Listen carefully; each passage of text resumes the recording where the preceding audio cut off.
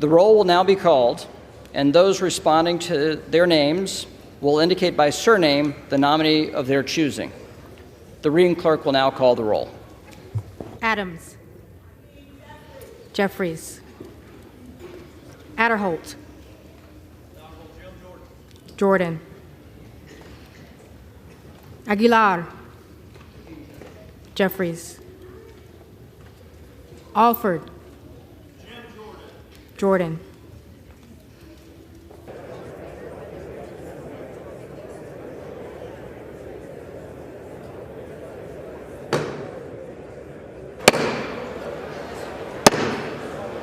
The House will come to order.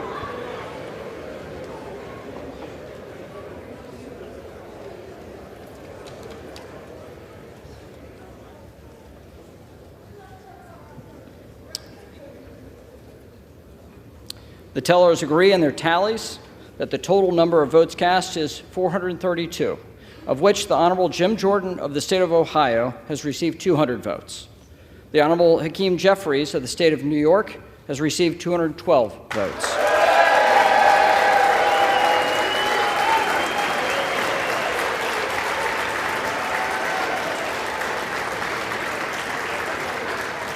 The Honorable Kevin McCarthy of the state of California has received 6 votes. Lee Zeldin of the state of New York has received 3. The Honorable Steve Scalise of the state of Louisiana has received 7. The Honorable Mike Garcia of the state of California has received 1. The Honorable Tom Emmer of the state of Minnesota has received 1. The Honorable Tom Cole of the state of Oklahoma has received 1. The Honorable Thomas Massey of the state of Kentucky has received 1. No person having received a majority of the whole number of votes cast by surname, a speaker has not been elected. Pursuant to Clause 12A of Rule 1, the chair declares the House in recess subject to the call of the chair.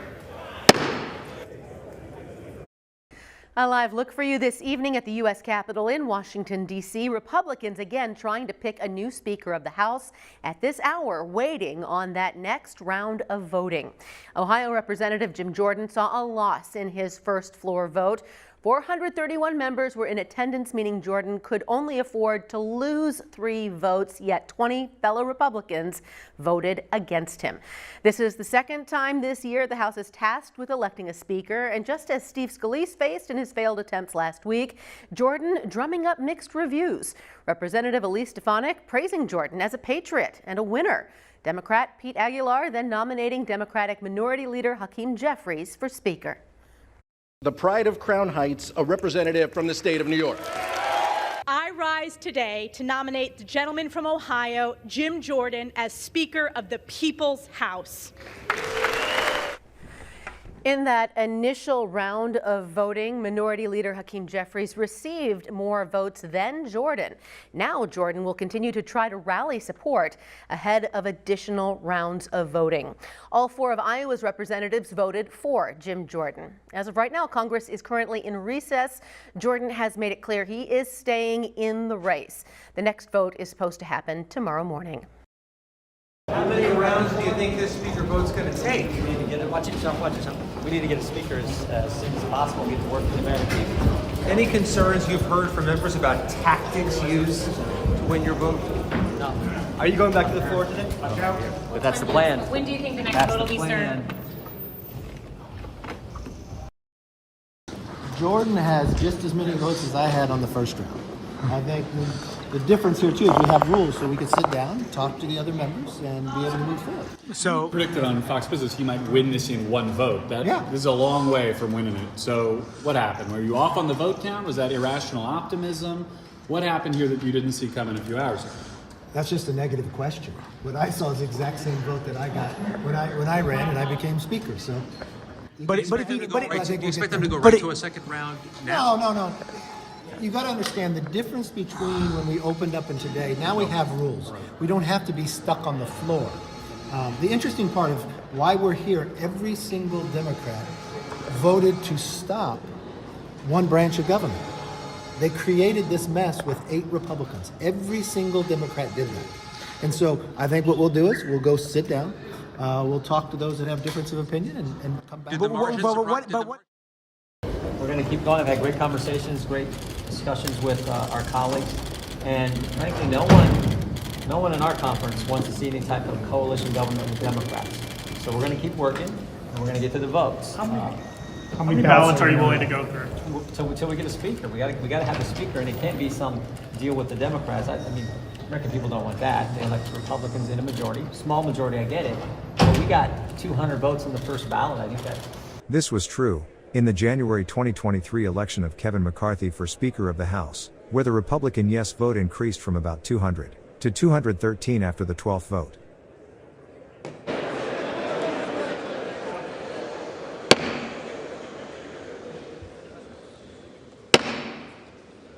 The House will come to order.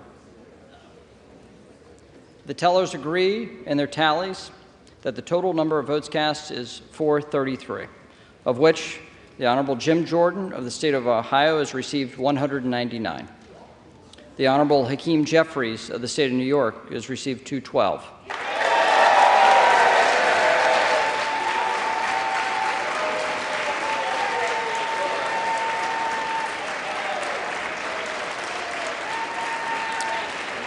The Honorable Kevin McCarthy of the state of California has received 5. The Honorable Byron Donalds of the state of Florida has received 1. The Honorable Tom Emmer of the state of Minnesota has received 1. Lee Zeldin of the state of New York has received 3. The Honorable Steve Scalise of the state of Louisiana has received 7. The Honorable Mike Garcia of the state of California has received 1. Candace Miller of the state of Michigan has received 1. John Boehner of the state of Ohio has received 1.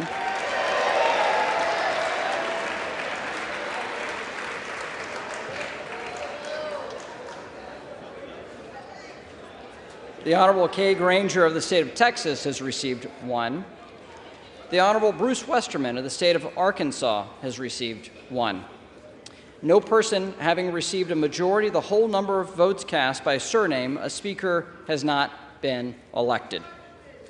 Pursuant to Clause 12A of Rule 1, the Chair declares the House in recess, subject to the call of the Chair.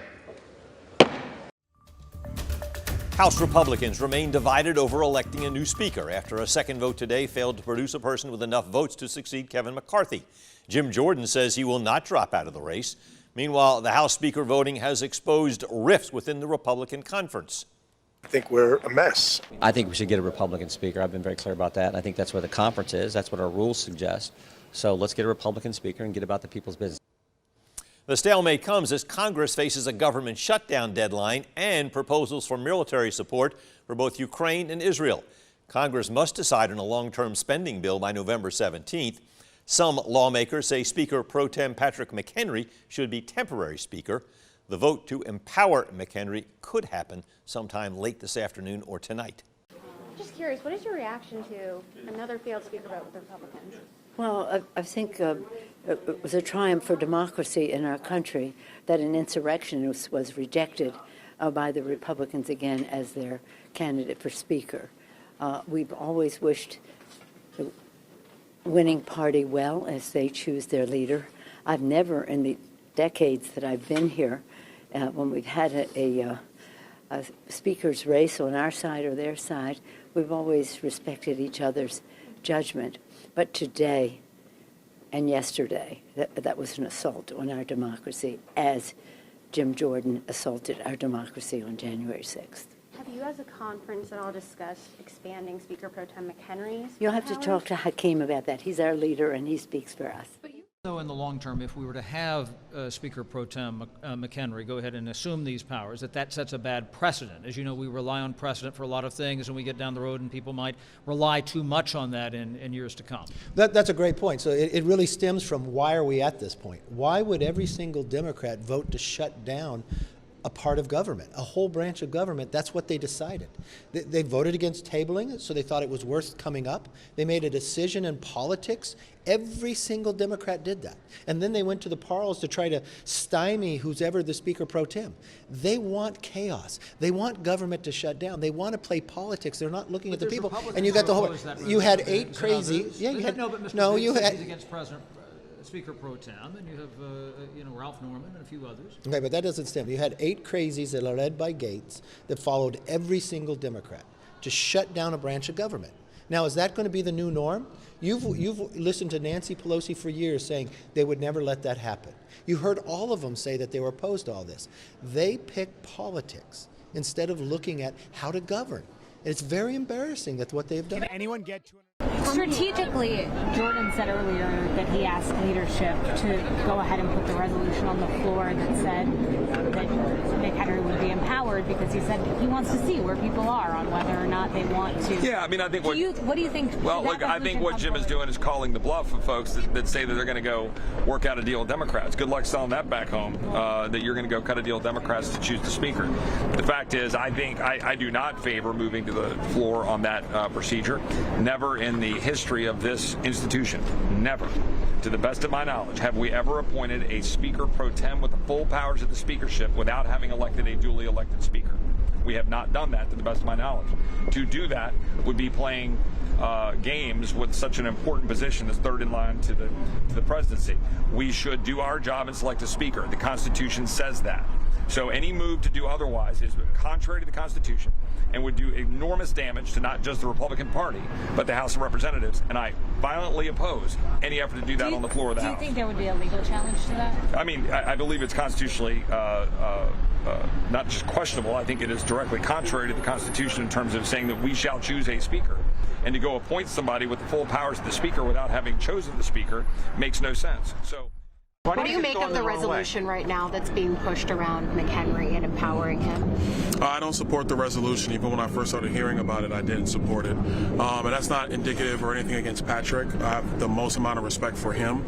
But this body has to elect the Speaker of the House. The one thing that we need to be careful of is, even though we're in this period where members are frustrated and want to get back to work, we cannot unveil these other side procedures. Because in this town, once you unveil a side procedure, people tend to want to go back to that again and again and again. That's not the way this place is supposed to work. I do not support it.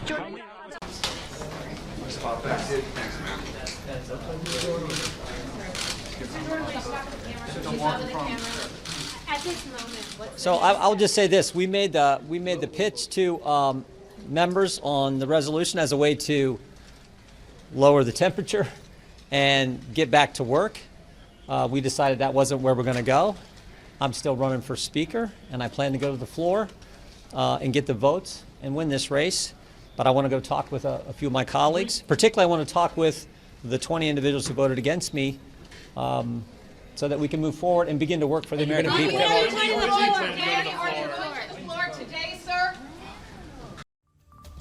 All right, Congressman Jim Jordan agreed to cancel a third round of voting for the House Speaker's race today, but House Republicans are still at odds over what to do next. Jordan now supporting a plan to give Speaker Pro Tem Patrick McHenry expanded power to preside over the House. Now, this gives extra time to Jordan to get a chance to sway more than 20 Republicans who did not vote for him. Georgia Representative Marjorie Taylor Greene expressed her frustration with Jordan's loss. Yeah, absolutely. We voted for him to be our Speaker nominee. We only had 2 votes. I wanted to see it keep going today and find a way to work with the holdouts to get together so that we can continue doing our work. There are not enough Republicans who oppose the temporary Speaker plan right now unless a majority of Republicans make a deal with Democrats to pass the bill. Minority Whip Catherine Clark suggested a bipartisan vote to move forward with the plan. The key is that they come to us and say, we'll take yes for an answer. Let's get a bipartisan solution to move forward with their speaker. Now, the deadline for Congress looms to pass a spending bill that would keep the government open. That expires next month. President Biden also expects to ask Congress for $100 billion in aid for Israel and Ukraine, along with the southern border. The question, why did I choose McHenry? There's a number of people I chose. It's in the order. I think from a Patrick McHenry, I wanted somebody who had been committee chairs. I wanted somebody that wasn't seeking the job because their role was to carry it out and put it. I wanted somebody that could work with all sides. And McHenry is ideal for all that. If you watch him, he's not seeking to be Speaker. He believes in the continuity of government. He's chairman of a substantial committee. He understands the working. He's been here a number of years, so he understands how Congress works. He has respect on both sides of the aisle. He could carry out the job. Remember, when you're Speaker, you don't determine whether the bill passes or not. The committees work on whether the bill comes before. You make sure government keeps working. It's shocking to me that all the Democrats and 8 of those crazies led by Gates would vote to literally stop one branch of government. Why would you do that? It makes no sense. What are you telling members who are calling on Congressman Jordan to suspend his campaign? That's the conversation with them. Look, I went 15 rounds in the process, and so he got the majority of votes inside the conference. He has the opportunity to go, but you all determine that. Steve decided not to go to the floor. I don't get in the middle of their races. They can determine whether they think they could get the votes or not. Can I ask you, will a majority of House Republicans support this resolution, do you think? I don't think they'll bring it to the floor unless they have the majority. And do you think there is, and I don't know. They're having a long discussion. Is it still a possibility? Nominations are now in order. The chair recognizes the gentleman from California, Mr. McCarthy. Mr. Speaker, I rise to nominate Jim Jordan for the Speaker of the House.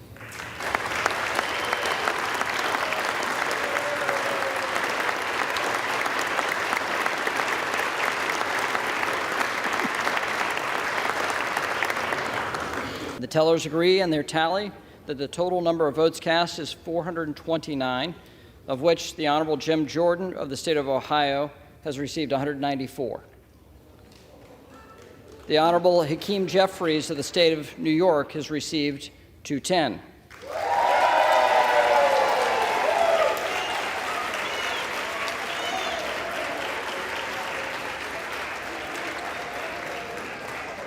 The Honorable Patrick McHenry of the state of North Carolina has received 6.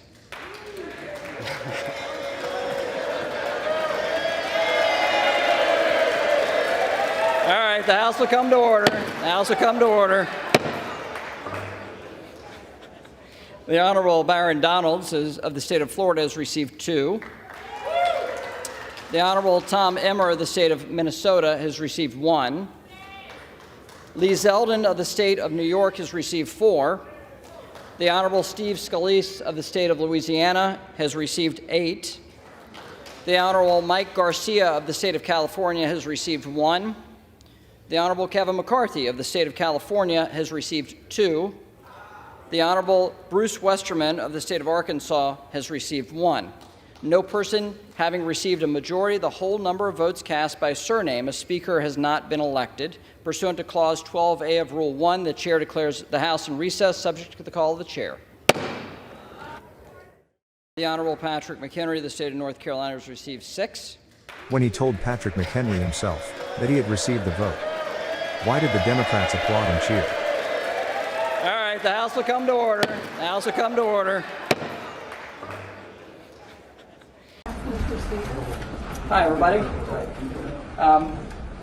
House Republicans will return on Monday at 6:30 p.m. for a candidate forum, followed by an election process on Tuesday morning at 9 a.m. The reason why I made that decision is we need space and time for candidates to talk to other members. It's fair to say that Leader Scalise wasn't given adequate time. He had 24 hours to campaign. I don't think that was right for him. Our nominee, Jordan, was given a little more time. Not right for him. The conference made a decision that we're going to move forward with a new speaker nominee today. But the space and time for a reset is, I think, an important thing for House Republicans. Now, on the national security front, we have fully constituted committees. Committees can still work, and they are working. Chairman Rogers, Chairman Turner, Chairman McCall, Chairwoman Granger are all working. I want to thank the administration for their briefings on the supplemental request for national security. Our committees are working with the administration, and the goal there for our committees is to be ready to respond legislatively once we have a duly elected Speaker of the House. And it's my goal to be talking to you at this time next Friday as chairman of the Financial Services Committee. Are you doing a floor vote on Tuesday? Is that your plan? That would be the goal. No. Well, it was, I told the conference it was an honor to be there, speaker designee, but I felt it was important that we all know in answer to the question if they wanted me to continue in that role. And so we put the question to them. They made a different decision. I told the conference that I appreciated getting to work with everyone, talk with everyone. I got to know members in our conference that I didn't really know that well over the last 3 weeks, and that we need to come together and figure out who our speaker is going to be. I'm going to work as hard as I can to help that individual so that we can go help the American people. And I'm also going to go back to work. We got several depositions lined up next week in the Judiciary Committee, work that we need to do for the American people in our investigative work. So we'll go back to work there. But it's important we do unite. Let's figure out who that individual is, get behind him, and get to work for the American people. Thank you. Yeah, so you guys are going to go home? Yeah, unfortunately, Jim is no longer going to be the nominee. We'll have to go back to the drawing board. What history will look at, the Crazy Eights led by Gates, the amount of damage they have done to this party and to this country is insurmountable. I've never seen this amount of damage done to just a few people for their own personalities, for their own fear of what's going through. And really, it's astonishing to me. And we are in a very bad position as a party, one that has won the majority, one that America has entrusted us with, that a simple 8 people have put us in this place. So what's going to happen next? What kind of names do you expect to be on the candidate forum list? I don't know. I mean, on a very serious note, this is talking about the person third in line to the presidency. And the furthest step anybody takes is from the front row to the podium. A lot of people here that might put their name in might not have the knowledge of what it takes in others. So I hope we had some other people up for the job. They both could have done the job. I'm concerned about where we go from here. Will you get back in? Will you get back in?